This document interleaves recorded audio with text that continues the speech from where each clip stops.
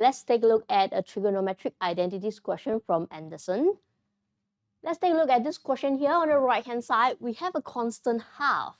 So we don't have any trigonometry expression here on the right-hand side.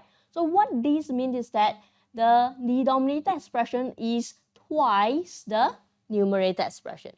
So let's start from the left-hand side.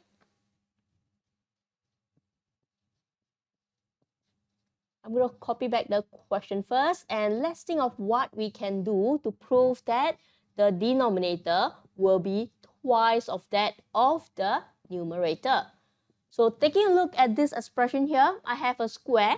Let's square this one here using a squared plus 2ab plus b squared. I'm going to first square tangent. So I have tangent square x. And because on the numerator I observe is written as secant, then tangent, I'm going to write plus 2 secant x, tangent x, then proceed to square secant. So I have secant square x, and I'm going to copy this one here, plus 1, and copy the entire numerator down.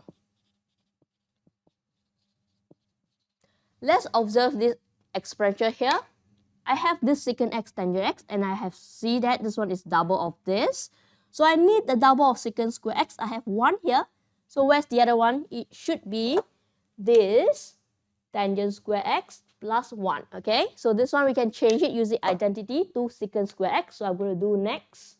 We're going to retain this to secant x tangent x, and with this one here, secant square x. So I change tangent square x plus 1 into secant square x.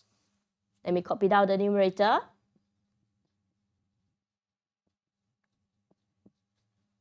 Next, I'm going to add these two.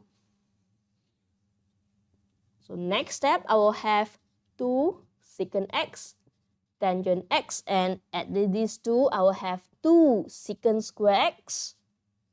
Numerator, let's copy back.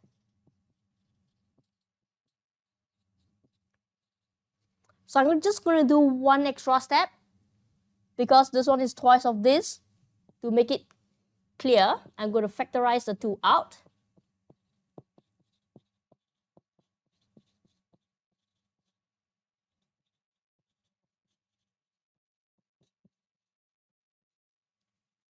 So notice that these two are the same. So no number here is going to be a 1. So my final answer will be a half, which is the right-hand side of the expression.